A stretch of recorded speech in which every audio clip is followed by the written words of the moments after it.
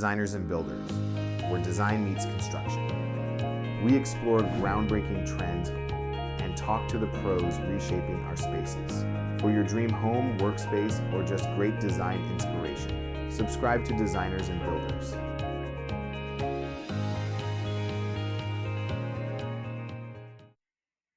Hey, welcome to today's brand new episode of Designers and Builders. This is your host, Alyssa Olson, and today our guest is a good friend from grad school and life. He's a talented designer and soon-to-be father. So I'd like to welcome Mike DeGregorio, a principal at Hood Design Studio. How you doing today, Mike? Hey, Alyssa. I'm good. How are you? I'm great. Thanks so much for being here. I know you have a lot going on. You recently moved to Philly. You're doing home renovations, which we might hear in the background today.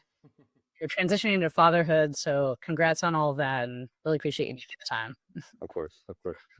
Awesome. So let's kick it off. Why don't you tell us about your backstory? So as you noted, I just moved back to Philadelphia for some time as we have our first child, but that's actually where I'm from. So I was born and raised in Philadelphia, and as it kind of relates to the topic of the podcast, I went to undergrad at Rutgers University for landscape architecture, and like many people during the '07 recession, was laid off shortly after undergrad, and so it's actually where we met. It is when I applied to UPenn and went to UPenn for grad school for landscape architecture as well. And so me coming back to Philadelphia now is after I think about 13 years being in San Francisco. So been out there for over a decade and spent really a pivotal point in my career there. And most recently, actually not that recent anymore, joined Hood Design Studio. I think that was almost 5 years ago now. Yeah. And so it's been a great time at Hood in terms of the projects we're able to really sink our teeth into. Some really transformative, impactful work we're doing at Hood. So it's been an exciting time. Yeah, absolutely. I love seeing all the projects on there. On the website, I haven't visited a lot of them yet in real life, but they're really special and really transformative and tell the social and cultural stories of any place. Yeah, and it brings me to places that I probably wouldn't travel to otherwise. I think I was counting recently. I've been to Jacksonville, Florida because of a couple projects there. I think more times than any other city that I've lived in the United States. And so you get to, and it's a cool place, but I never would have gone otherwise. So you get to experience, places you wouldn't see if you were just going for, tourism or something. Oh, for sure. And probably understand it at a far deeper level. Yeah, definitely. I found out that Jacksonville, I think, is the biggest geographic city in the continental United States. It's like, big as most counties are. So it takes an hour and a half to go from one side to the other. Wow. Yeah. And if you can talk about it, what's the project you're working on there?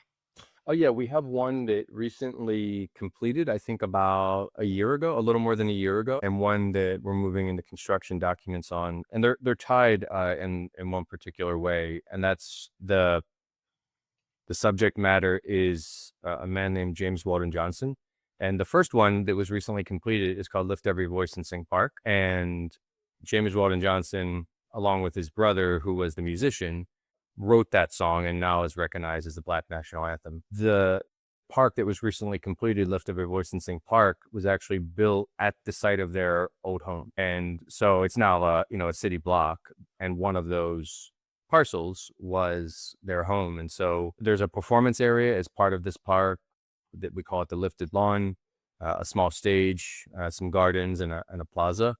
That park they actually have their own Instagram account, which I love seeing because I think every week there's probably 3 or 4 things there. It's like yoga or a concert or a history walk. So that's been really awesome to see.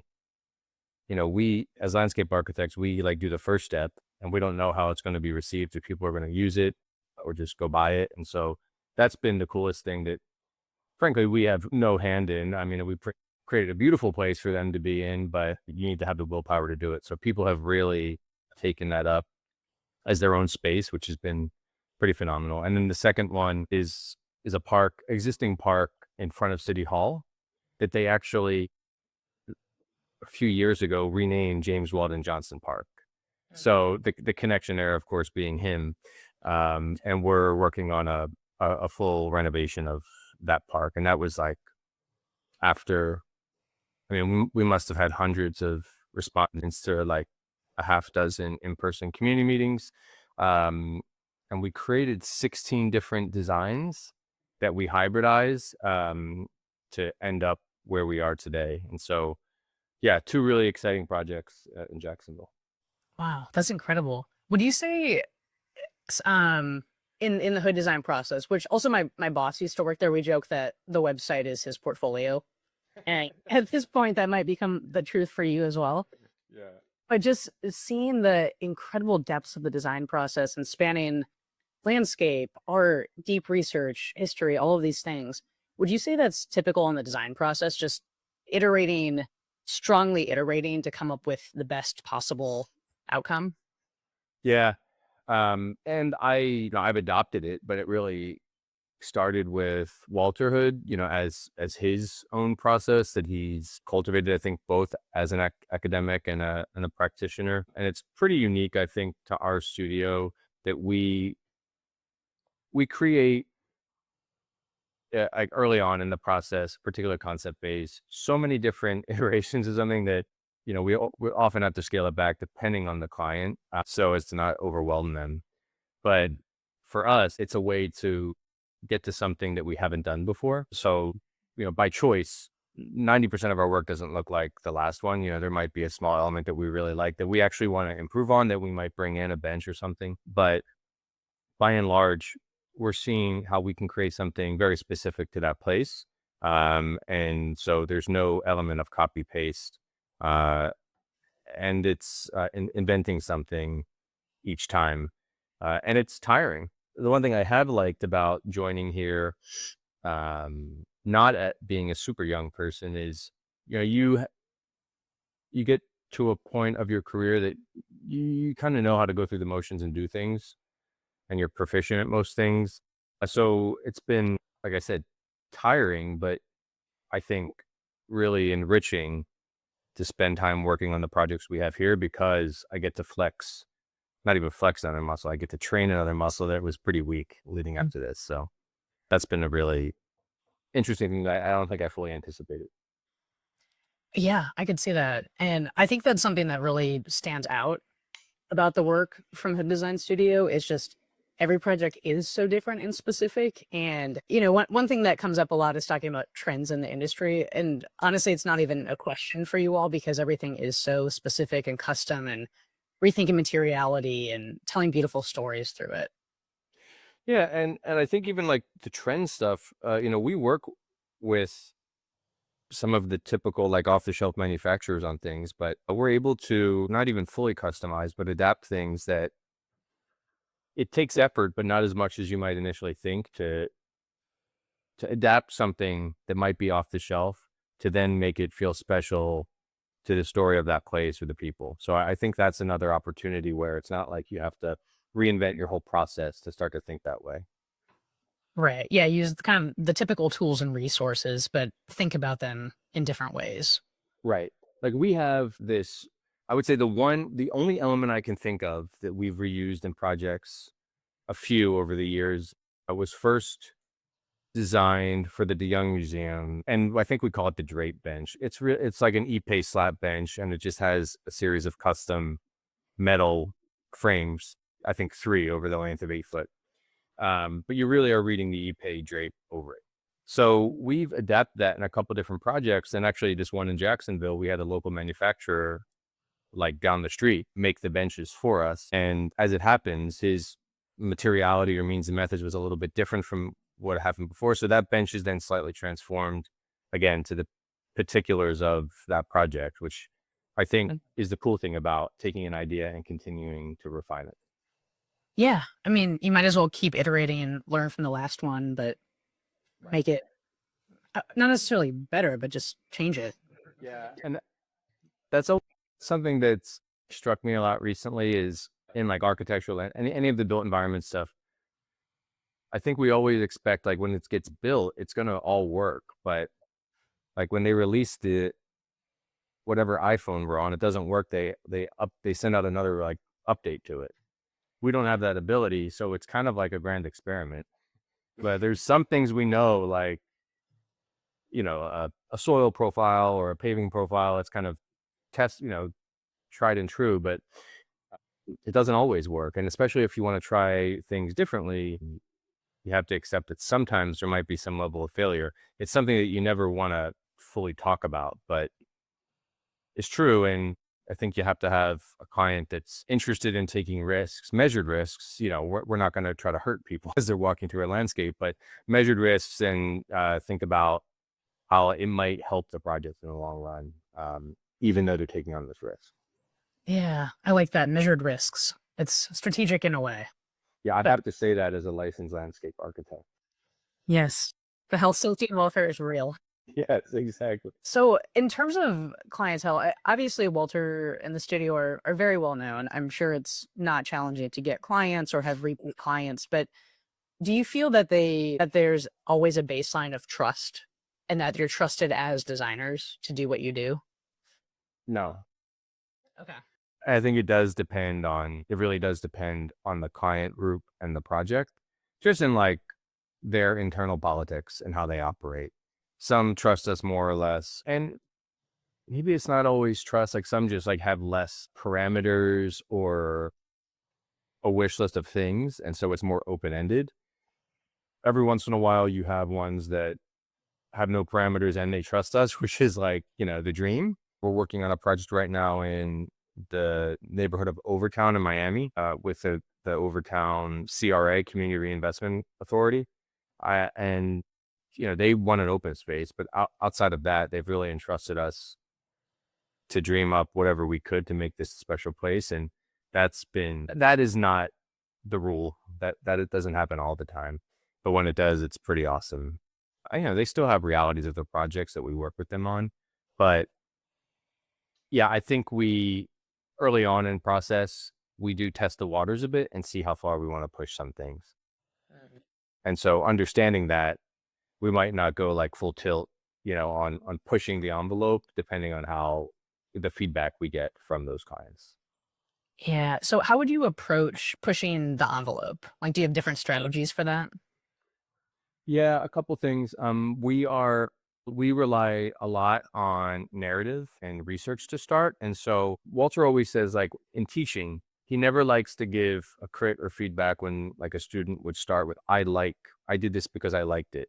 Because it's a bit hard to, like, when you start out, it's a bit hard to have a conversation about that because it's so subjective. So in the end, I mean, our work is subjective, but because we start with a lot of research, and really trying to understand a place either currently or historically, it's a little bit hard to refute some of our initial reasons because like you can at least follow the path.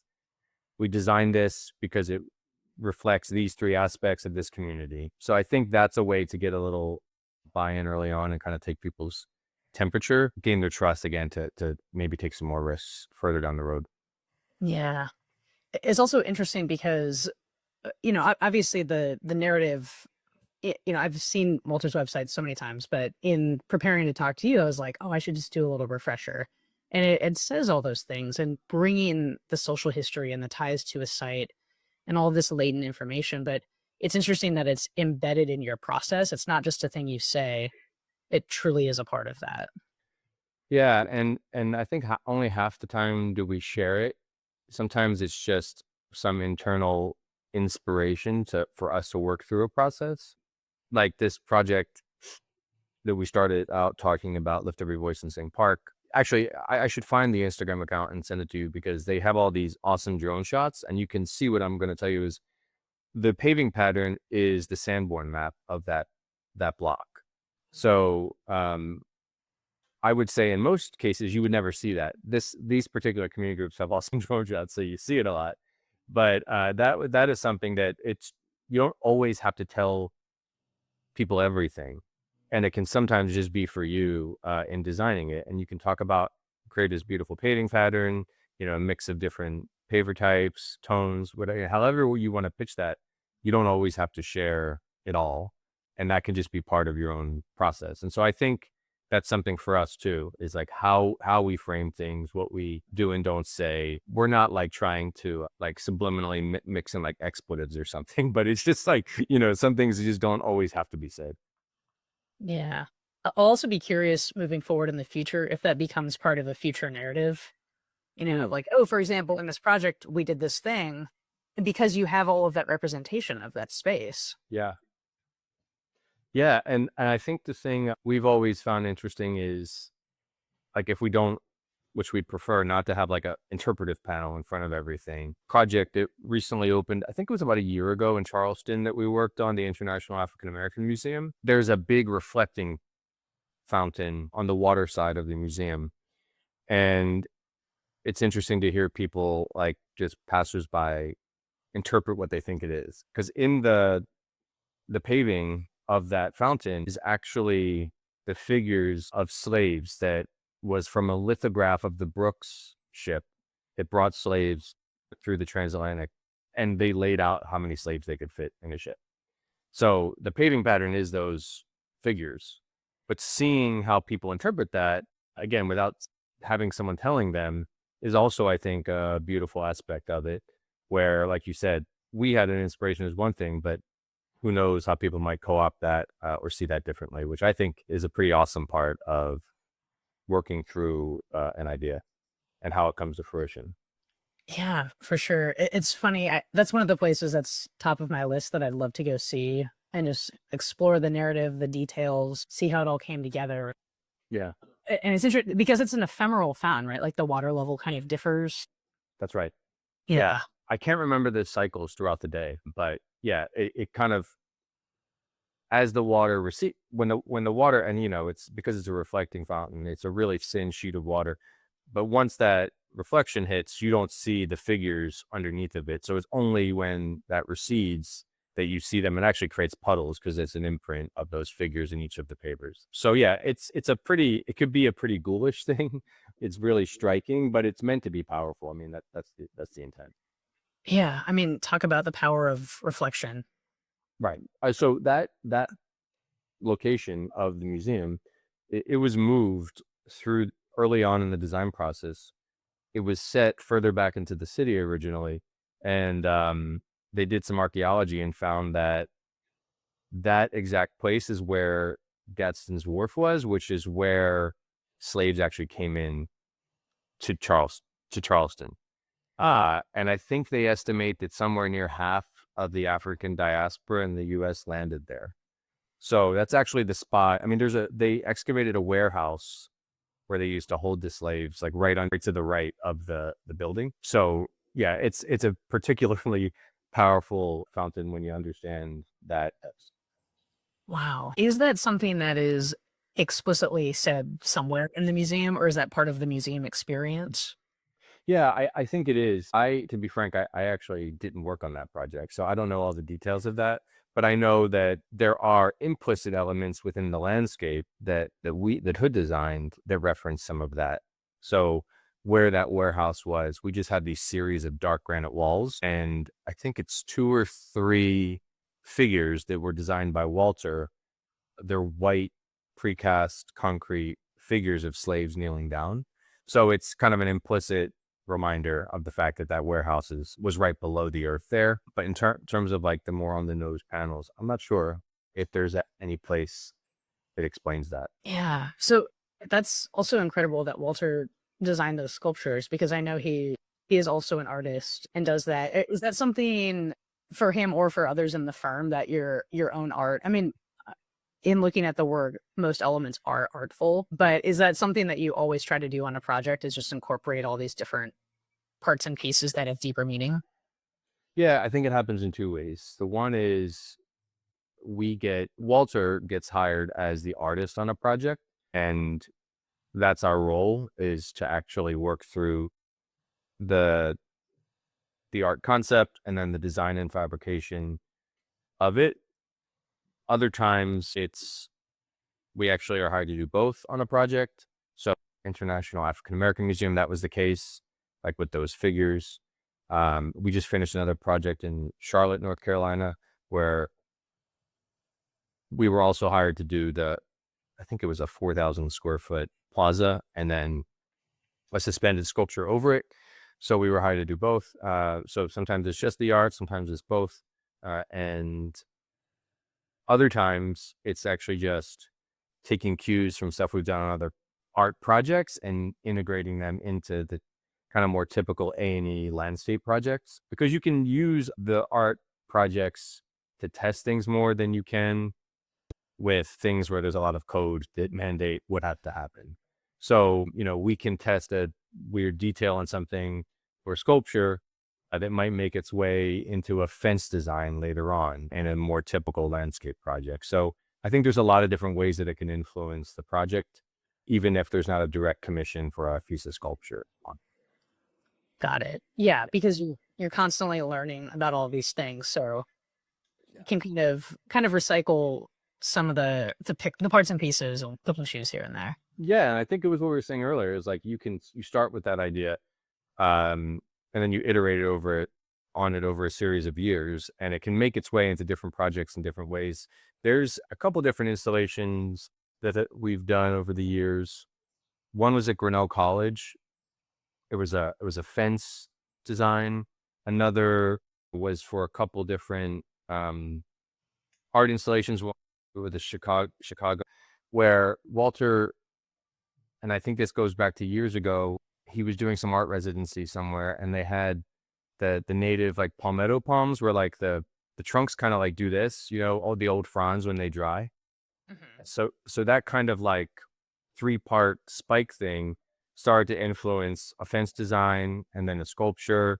And then we designed these things called basket houses for the Biennale in Venice 2 years ago. And that was, again, a new interpretation of that idea. So you probably can't see it, like, if you looked at all the projects, but it's been something for us to iterate on. And so it does, getting back to what I said earlier, it does look different than one project to the next, but baked in there is one of these initial inspirations that we've iterated on. That's cool. I feel like, throughout my life as I slowly see these projects, I'm gonna start to see that. It's like the little bits of secret sauce that are Yes. in there, but Yeah, exactly. now we know. Thank you for that. Yeah.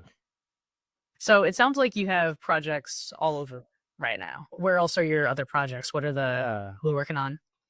Yeah. It's, and I don't, there was no like, being a small business, there was no like market research we did in terms of like the best places to work, because there's new business there, or working with, new real estate developers in this city. I think one project begets another, and it's happened organically for us. Right now, we have a couple headquarter projects in the Bay Area, and I think this has been true for many years still, even though we're in Oakland. That even California projects are probably the smallest contingent of our portfolio, and that stays true today. So a couple headquarter projects in the Bay Area, but in addition to that, which I think is the rest of the majority of the projects, we have a big park renovation project in Houston, and just started, I think, recently, is a new park project in Houston, in downtown Houston. And so two big park projects in Houston, both very transformative in very different ways. I mentioned the projects in Jacksonville, and a really awesome project in Overtown in Miami, which Overtown was the segregated Black neighborhood. In Whenever any like amazing performer would come and play in South Beach, or like Muhammad Ali would come and fight, they all had to stay in Overtown.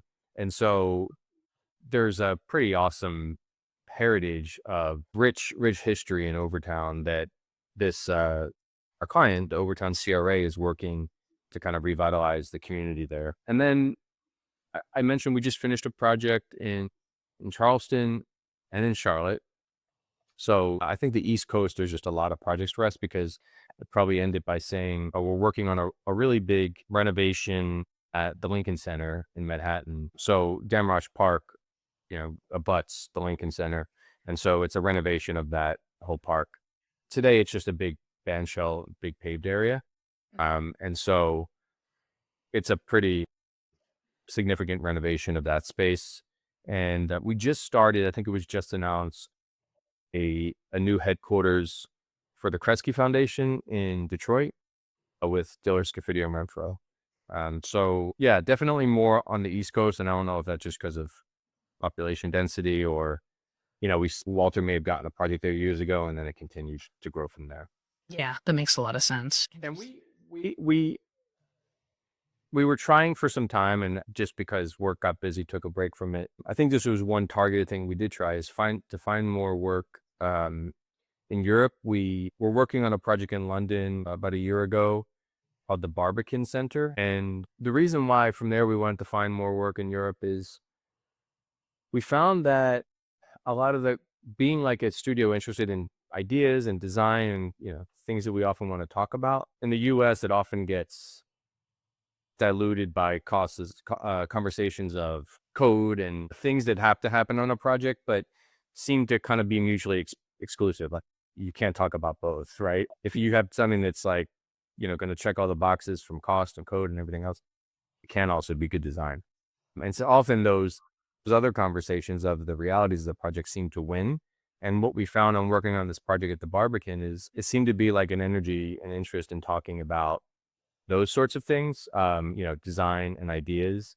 And so I think that's something that we're still interested to push on. I just kind of pumped the brakes a little bit just because of all the other projects I just mentioned to you.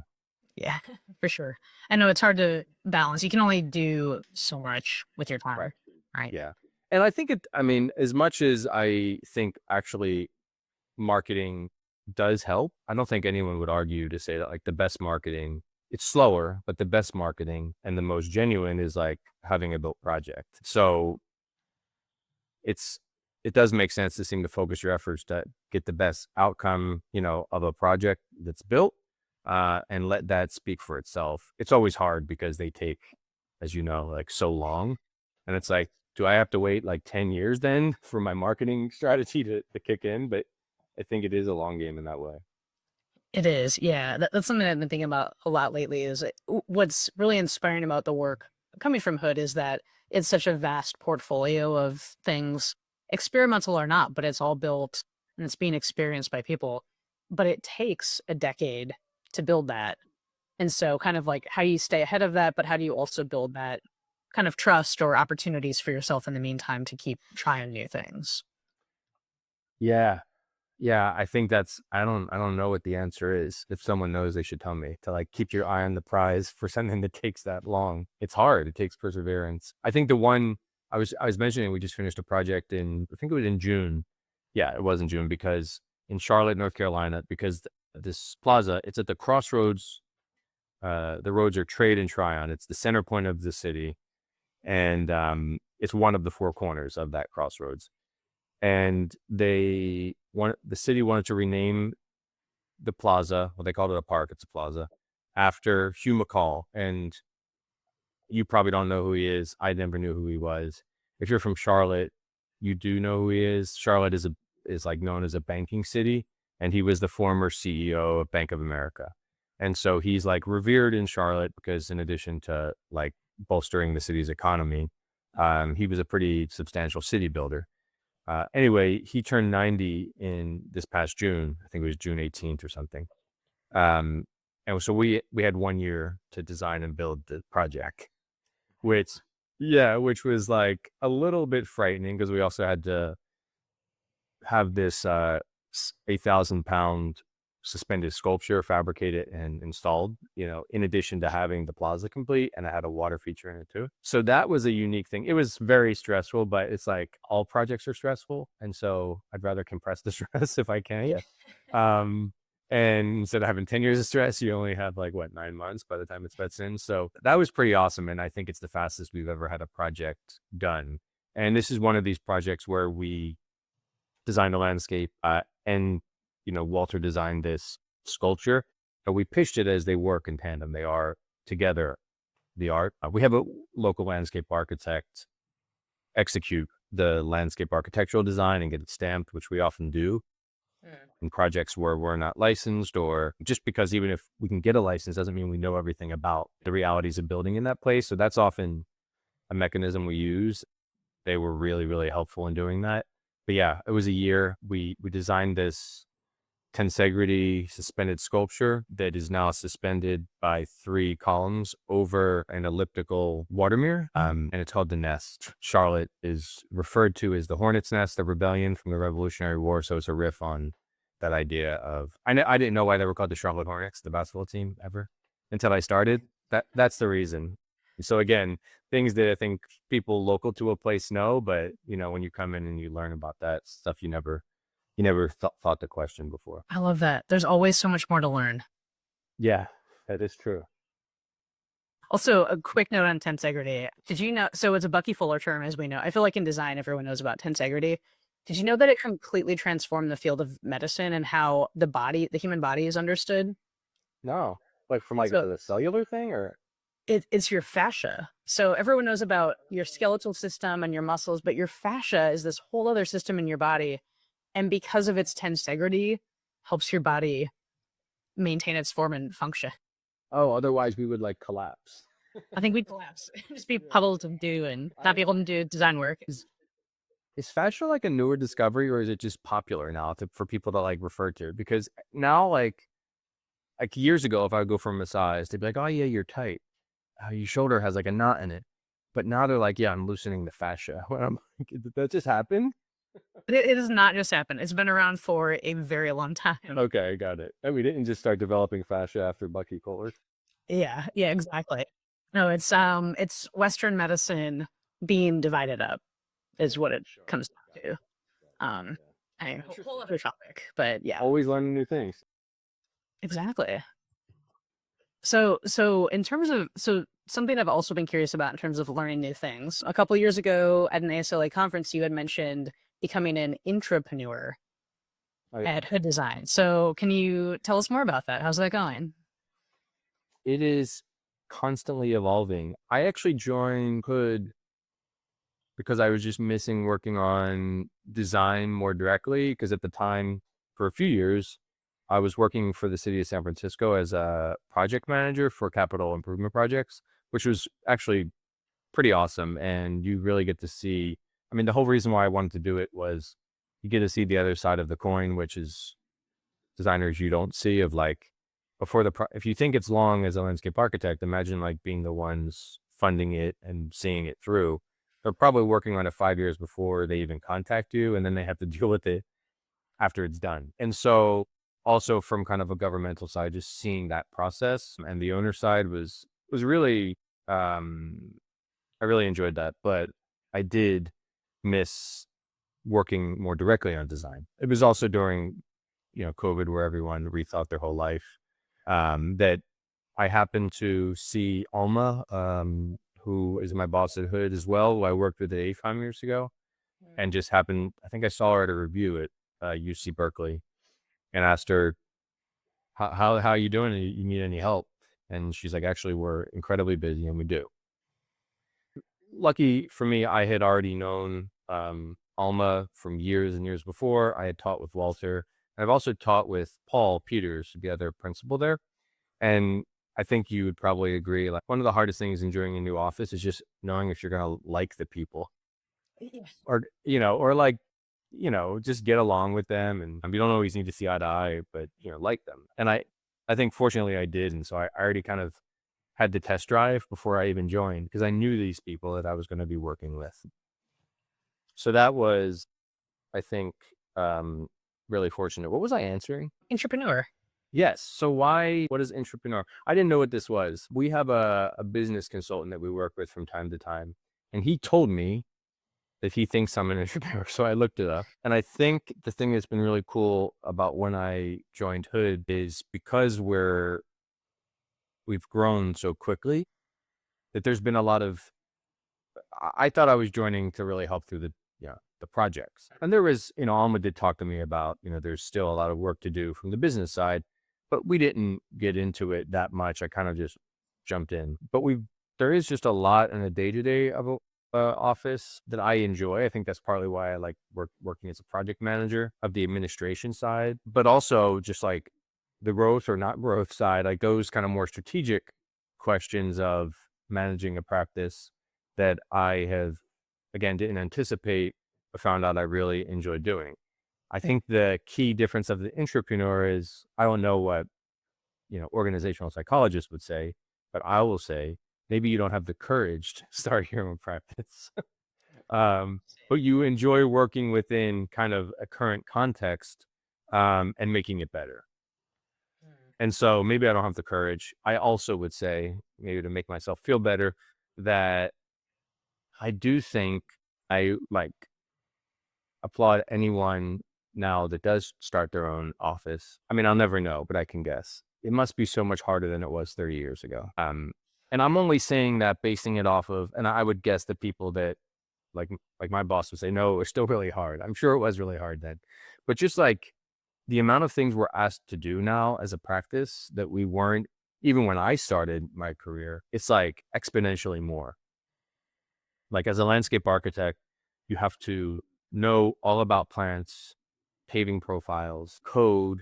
You have to know how to use CAD, then SketchUp, and then Rhino, and then Lumion. And then now there's something called D5, and it sounds like I'm just making up things, but that's like the new Lumion. And now we like have all of our staff Revit trained. So yeah, I think this list of things that skills you now have to possess as a landscape architect is like, when does it stop growing? And so I think like that, just from a practitioner standpoint, is just like a small window into all the other things you probably have to do as a business owner to get work. And that's the thing that I think I'm fortunate to ride on the coattails of someone who has built their whole life, whole career on, that we have the ability that people come to us, and I'm not like thinking they're coming up to hood from Michael DeGregorio. They probably want to work with Walter. And that's been really wonderful for me, that then we have this opportunity. How can I make it even better? Right. I think as the entrepreneur approach. So yeah, it's been nice having that opportunity here. Yeah. And just having that a very well built foundation. Mhm. And that's kind of this place that you can all work together and use that energy, use that portfolio, all that history, all that deep knowledge, but still have the capacity to learn more. Yeah. And I think also having business owners or bosses that entrust you to do it, which is like not everyone's case. So I think that's also, again, it happens to be a perfect storm, I think, of all those things. I think so. Yeah, this could be a whole other topic, just talking about the small business versus the established ones. Yeah. And I mean, this is something I think in education, there's so many things, going back to what I just said, that you have to apparently learn to become a successful landscape architect, or just become not even a non-successful. You still have to learn those things. But like we get, usually, in whether you're undergrad or grad, you get one class in professional practice, which they can't really give anymore. There's only so much time, but there's so much to know, that I feel like there's a couple programs, I think, in landscape. I think Northeastern does this. They're co-op programs that is part of, I think it's a 5-year program. I think one of the years you have to go and work as an intern. I think more of that, any kind of real world understanding of professional practice, it goes such a longer way than like taking a half semester of like AutoCAD primer. You'll learn that on the job. Yeah, you will. And quickly too, because you're going to be on a deadline and you're going to Have to. Yeah, exactly. Or any other of the new softwares that just happen to pop up, right? That you didn't learn in school and you have to learn after school. So that's like, to me, a bit of a losing game, where if you can learn some more kind of fundamentals, like you might learn in like a design studio, like how to think through something versus the tools themselves, I think is a far more sustainable way to learn things, because new tools always going to crop up.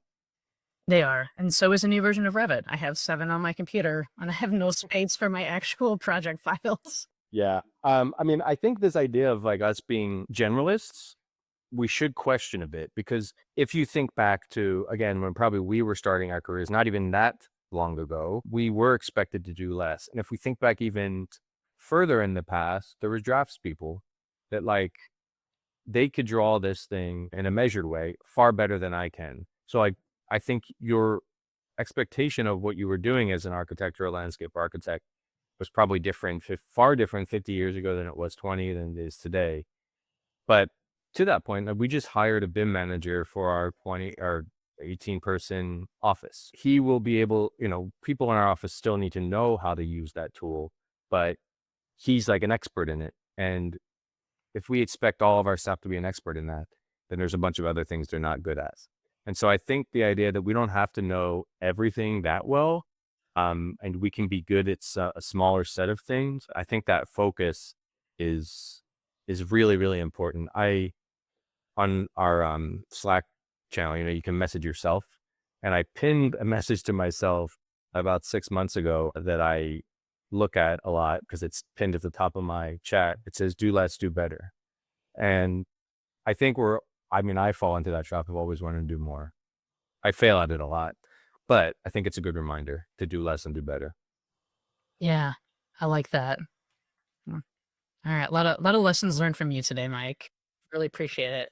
So, given your accolades, accomplishments, Walter's, all of the experiences you've had in life, aside from do less, do better, is there other advice you would have for others or a younger version of yourself? I already said do less, do better. Again, something that I'm also not good at, and I can see, like in retrospect, is to be more patient.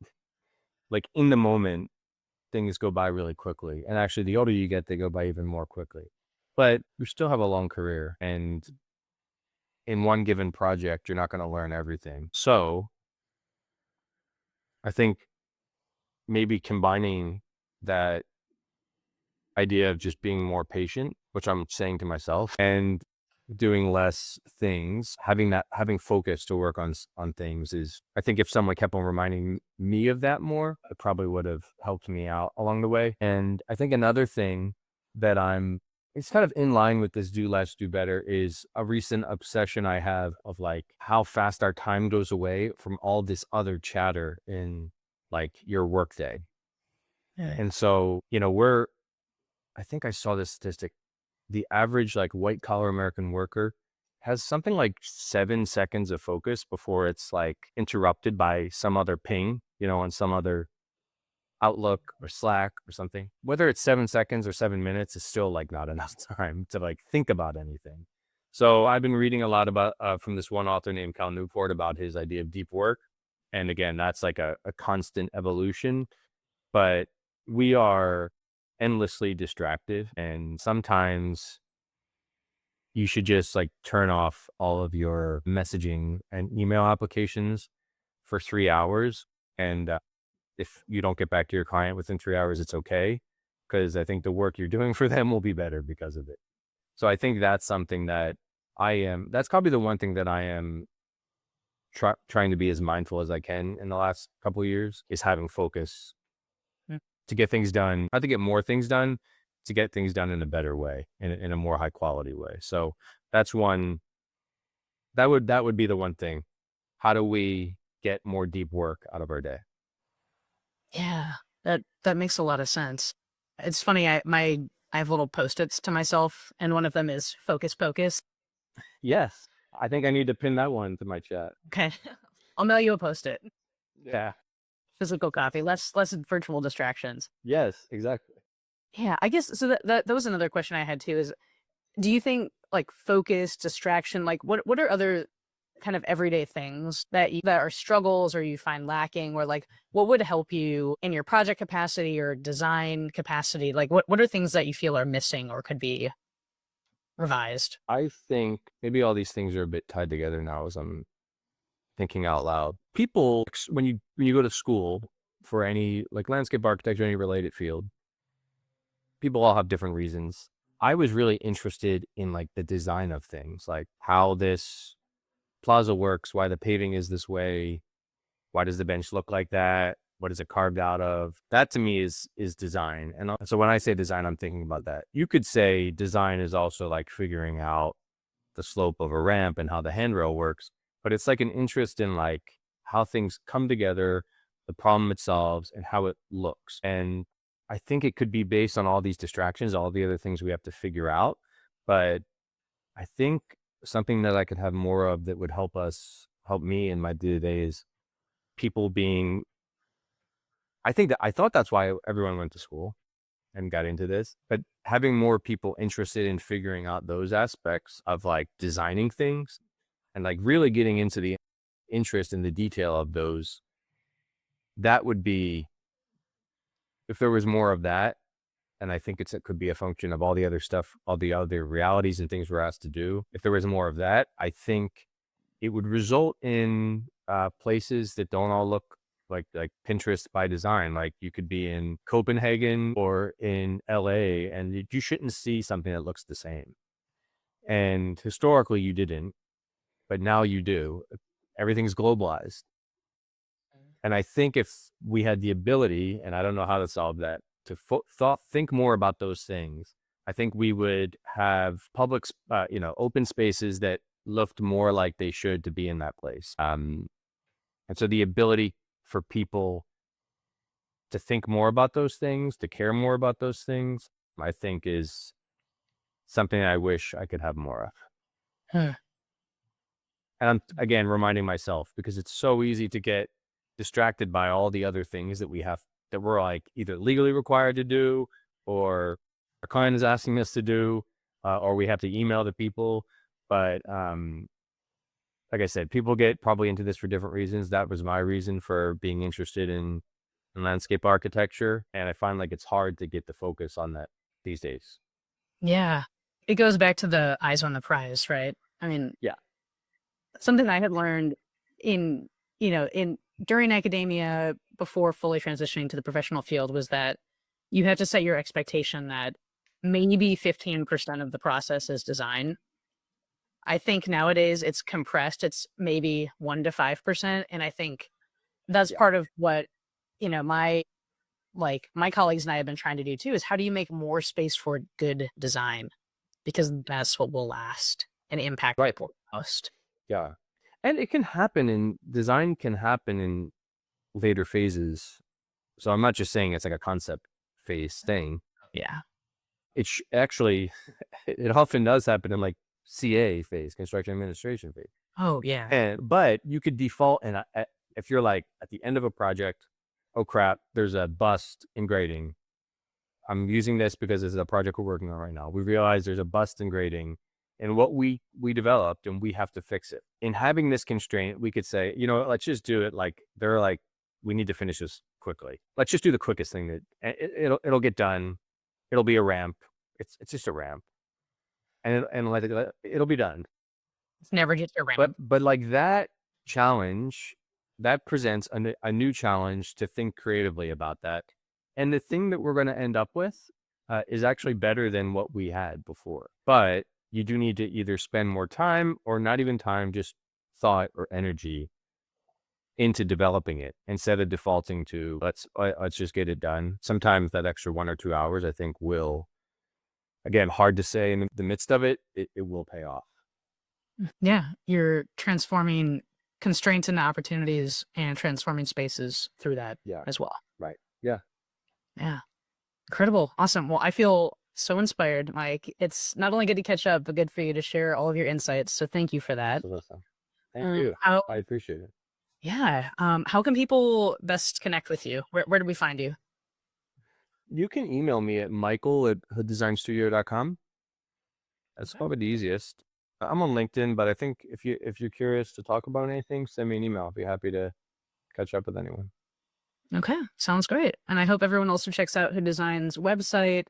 It's incredible. Such depth of work. Can't wait to see things in real life. So thank you, Mike. Great to connect. Great to have you here. And have a great rest of your day. Thanks, Alyssa. Talk to you soon.